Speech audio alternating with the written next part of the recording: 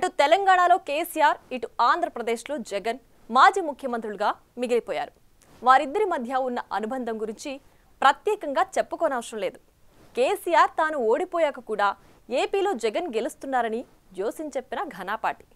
అధికారంలో ఉన్నవారికి అహంకారం, నియంతృత్వ ధోరణి ఉండకూడదు.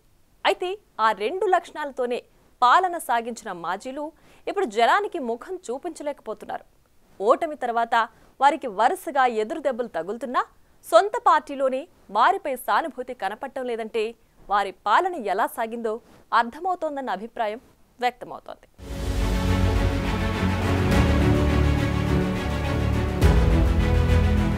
ఏపీలో జగన్ దారుణంగా ఓటమి పాలయ్యారు.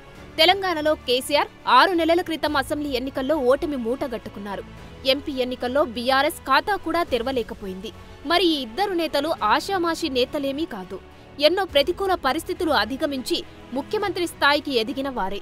కేసీఆర్ తెలంగాణ రాష్ట్రమన్న కలను నెరవేర్చానని చెప్పుకుంటారు. ఉద్యమం పేరుతో ఆయన ఎంత హడావిడి చేసినా అప్పట్లో సోనియా గాంధీ నిర్ణయం తీసుకోకపోయుంటే రాష్ట్రం ఏర్పడేది కాదన్నది జగమెరిగిన సత్యమే. 2014లో జరిగిన అసెంబ్లీ ఎన్నికల్లో దళితుడిని సీఎం చేస్తానని, కాంగ్రెస్తో కలిసి ప్రభుత్వం ఏర్పాటు చేస్తానని కేసీఆర్ చెప్పుకొచ్చారు. అయితే ఉద్యమం సెంటిమెంట్తో బొటాబోటీ మెజారిటీ దక్కగానే వాటిని మర్చిపోయి తెలంగాణకు మొదటి సీఎంగా కేసీఆర్ రికార్డు సృష్టించారు. అధికారంలోకి వచ్చాక తెలంగాణలో ప్రతిపక్షాలు అన్నవి లేకుండా చేయడానికి నియంతృత్వ ధోరణితో ప్రయత్నించారు. తనకు తిరుగులేనట్లుగా అహంకారం ప్రదర్శించారు.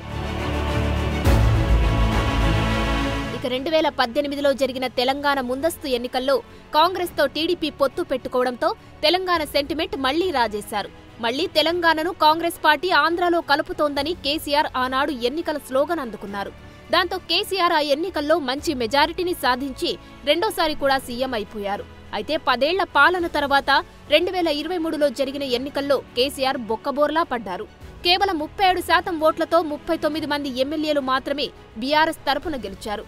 అదే పరాభవం అనుకుంటే 2024లో జరిగిన పార్లమెంట్ ఎన్నికల్లో అయితే ఒక్క ఎంపీ సీటు కూడా బీఆర్ఎస్కి దక్కలేదు. లోక్సభ ఎన్నికల్లో బీఆర్ఎస్కి ఓటు షేర్ కేవలం 17% లభించింది. అంటే 6 నెలల తేడాతో 20% ఓటింగ్ పోయిందన్నమాట. దాంతో ఆ పార్టీ ఎమ్మెల్యేలు ఒక్కొక్కరుగా తమదారి తాము చూసుకుంటున్నారు. ఇంత జరిగిన తర్వాత కూడా కేసీఆర్ మీద కానీ, కేటీఆర్ బీఆర్ఎస్ మీద కానీ ఎందుకు సానుభూతి లేదంటే కేసీఆర్ ఫామ్ హౌస్కే పరిమితమవ్వడం అన్న విమర్శలు ఉన్నాయి.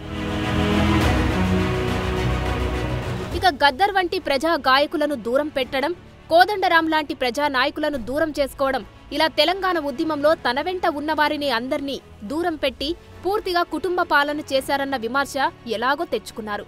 అదే సమయంలో కేసీఆర్ పాలన మీద ఉద్యమించిన రేవంత్ రెడ్డి సక్సెస్ అయ్యారు. రేవంత్ రెడ్డి సీఎం అయ్యాక వివిధ శాఖలను సంబంధించి శ్వేతపత్రాలను విడుదల చేశారు. కేసీఆర్ 10 ఏళ్ల పాలనలో చోటు చేసుకున్న అవినీతి, అక్రమాలను ప్రజల ముందుంచారు. ఆ క్రమంలో కేసీఆర్ ఫామ్ హౌస్కే పరిమితమవ్వాల్సి వచ్చింది. ఇక అక్రమాస్తుల కేసులో జైలుకు వెళ్లొచ్చిన జగన్కు 2014లో ఆ జైలు సెంటిమెంట్ కానీ, తండ్రి వైఎస్ సెంటిమెంట్ కానీ కలిసి రాలేదు. 67 సీట్ల దగ్గరే ఆగిపోయి అధికారానికి దూరమయ్యారు. 2019 ఎన్నికల ముందు 2 ఏళ్ల పాటు పాదయాత్ర చేసి జనంలో ఒక్క ఛాన్స్ అంటూ తిరిగారు. అలా 50% ఓటు షేర్తో 151 సీట్లతో అధికారంలోకి వచ్చారు. ఇలా చూస్తే గిర్రున 5 ఏళ్ల కాలం తిరిగేసరికి 2024లో చావు తప్పి కన్ను లొట్టబోయినట్లుగా కేవలం 11 ఎమ్మెల్యే సీట్లతో సరిపెట్టుకోవాల్సి వచ్చింది.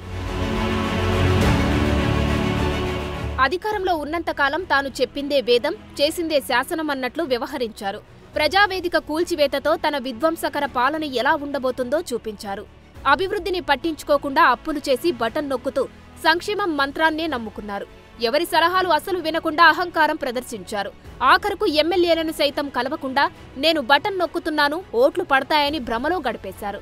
విపక్ష నేతలపై ఇష్టం వచ్చినట్లుగా కేసులు పెడుతూ వేధింపులకు గురిచేశారు. రోడ్లు వేయకుండా, అభివృద్ధి అన్నది చేయకుండా రాష్ట్రానికి రాజధాని లేకుండా చేశారు. రాజకీయ అనుభవం లేని సంచల రామకృష్ణారెడ్డి, విజయసాయిరెడ్డి, ఉన్నతాధికారి ధనుంజయ్ రెడ్డిని పెట్టుకుని బయటకు రాకుండా తాడేపల్లి ప్యాలెస్లోనే ఉంటూ అక్కడే ఆఫీస్ పెట్టి 5 ఏళ్లు అలాగే పాలించారు. ఏకంగా 986 మందిని సెక్యూరిటీగా పెట్టుకుని తెరచాటు పాలనతో రాష్ట్రం తన జాగీరు అన్నట్లు వ్యవహరించారు. పార్టీ క్యాడర్కి సైతం ఏమీ చేయకుండా పనులు చేసిన కాంట్రాక్టర్లకు బిల్లులు ఇవ్వకుండా ఇబ్బంది పెట్టారు. ఆఖరుకు తన సొంత నియోజకవర్గం పులివెందులలో కూడా 250 కోట్ల రూపాయల పనులకు బిల్లులు చెల్లించకుండా ముఖం చాటేశారు. అందుకే జగన్ పార్టీ అంత ఘోరంగా ఓడిపోయినా పాపం జగన్ అనే వారే లేకుండా పోయారంటున్నారు.